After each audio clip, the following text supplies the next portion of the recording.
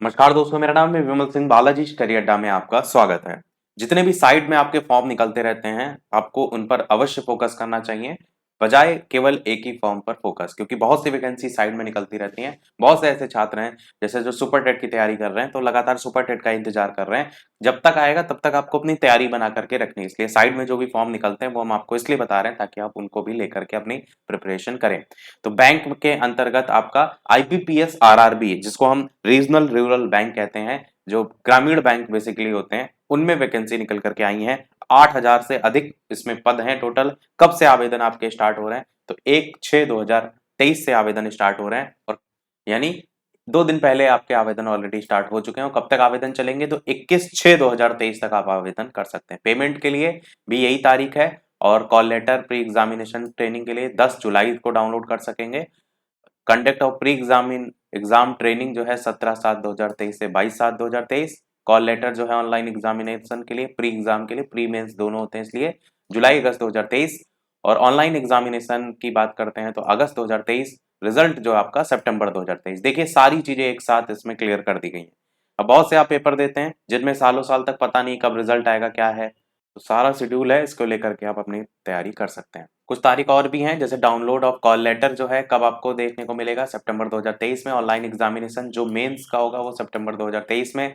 उसका जो रिजल्ट आएगा वो अक्टूबर 2023 में। कॉल लेटर डाउनलोड करने का समय फॉर इंटरव्यू के लिए अक्टूबर नवंबर 2023 में। कंडक्ट ऑफ इंटरव्यू जो है आपका इन पोस्ट के लिए, ऑफिसर स्केल 1, 2 और 3 के लिए। यदि यहाँ पर आप देख रहे हैं, इंटरव्यू केवल इन्हीं में ही है, 1, 2, 3। और भी बहुत सी पोस्ट है ना, इसलिए। बाकी प्रोविजनल अलॉटमेंट जनवरी 2024 में हो जाएगा। अब यहाँ पर जैसे ऑफिस असिस्टेंट की पोस्ट आप देखेंगे, इसमें जो SC ST OBC EWS general total vacancy इस तरीके से दे रखी है, स्टेट वाइज दे रखी है। जैसे आंध्र प्रदेश में आपका आंध्र प्रगति ग्रामीण बैंक है, इसी प्रकार चैतन्य गोदावरी ग्रामीण बैंक है, तो उसके सामने ये टोटल वैकेंसी दी गई है। साइड में इधर भी PWD वाली भी दी गई है। तो इसी प्रकार बिहार, छत्तीसगढ़, गुजरात, कर्नाटक, केरल, मध्य प्रदेश प्रकार से ढेर सारी वैकेंसी दे रखी है। कोई भी आप देखना चाहें तो इसमें देख सकते हैं। जैसे उत्तर प्रदेश की अगर आप देखेंगे, तो उत्तर प्रदेश के सामने आर्यावर्त बैंक जो है, इसमें 422 है। इसी प्रकार बड़ौदा यूपी बैंक में NR करके लिखा है। उसके अलावा प्राथमा यूपी ग्रामीण बैंक में 117 वैकेंसी है। ये आप यहाँ पर कैटेगरी वाइज भी देख सकेंगे।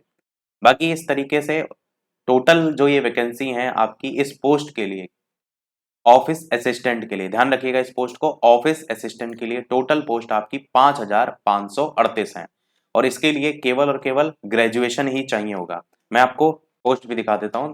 तो देखेंगे टोटल पोस्ट 8,611 है, जिसमें से सबसे ज्यादा पोस्ट ऑफिस असिस्टेंट की है, 5,538। और केवल आपका बैचलर डिग्री होना चाहिए किसी भी स्ट्रीम से, आप इसके लिए आवेदन कर सकते हैं।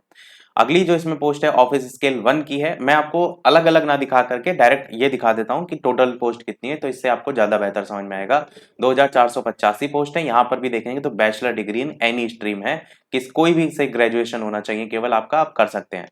अब यहाँ पर जिसमें कम कम पोस्ट है, जैसे ऑफिस स्केल सेकंड में देखेंगे जनरल बैंकिंग ऑफिसर में, तो 332 टोटल पोस्ट है। यहाँ पर bachelor degree in any stream with at least minimum 50% number के साथ साथ 2 साल का इसमें आपको अनुभव भी चाहिए होगा। तो ये आप अनुभव है तभी आवेदन कर सकते हैं। ऑफिस स्किल सेकंड में ही आपका इंफॉर्मेशन टेक्नोलॉजी ऑफिसर में भी देखेंगे तो 1 साल का आपका एक्सपीरियंस मांगा गया है। 67 पोस्ट हैं।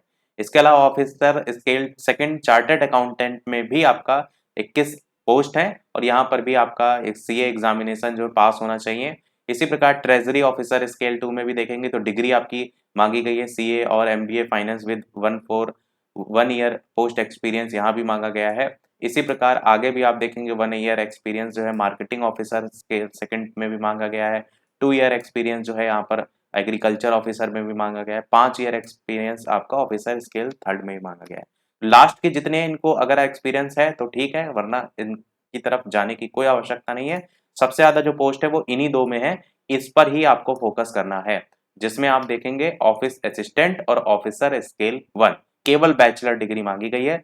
5,538 पद वहां है, 2,485 पद यहाँ है।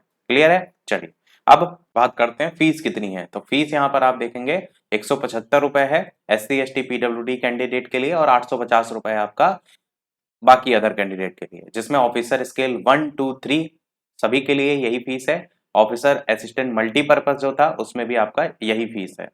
और ये भी आपको ध्यान रखना है कि जो पोस्ट ज़्यादा थी ना वो इसी मल्टीपर्पज़ वाले में थी। स्केल 1, 2, 3 में एक्सपीरियंस माँगा गया था अलग से, तो 1, 2, 3 केवल और केवल उसी कंडीशन में भरेंगे जब आपके पास एक्सपीरियंस होगा और यहाँ पर आप आवेदन बिना किसी एक्सपीरियंस के जो है वो इसमें जो है वो कर सकेंगे। अब बात कर लेते हैं कैसा क्या पेपर आता है, सिलेबस।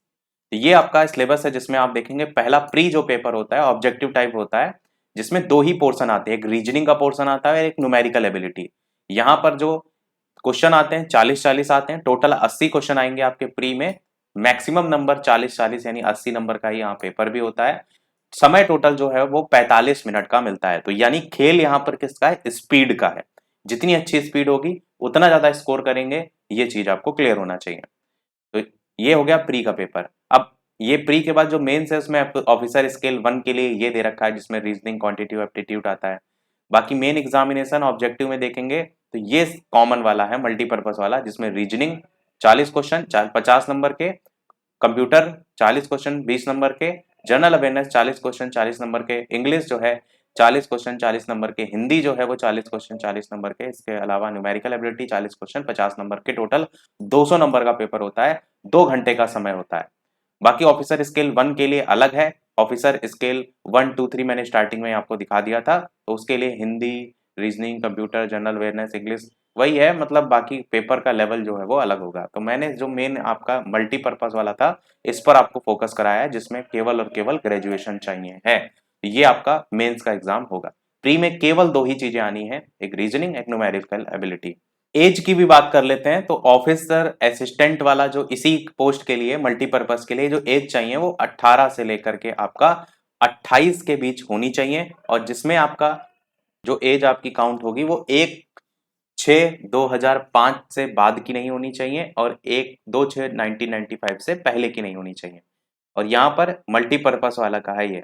बाकी आप देखेंगे असिस्टेंट मैनेजर के लिए आपकी 18 से 30 है, स्केल 2 के लिए आपका 21 से 32 है, स्केल 3 के लिए 21 से 40 है, और बाकी मल्टीपर्पज वाले के लिए 18 से 28 है। परंतु यहाँ पर एज रिलैक्सेशन भी देखने को मिलेगा।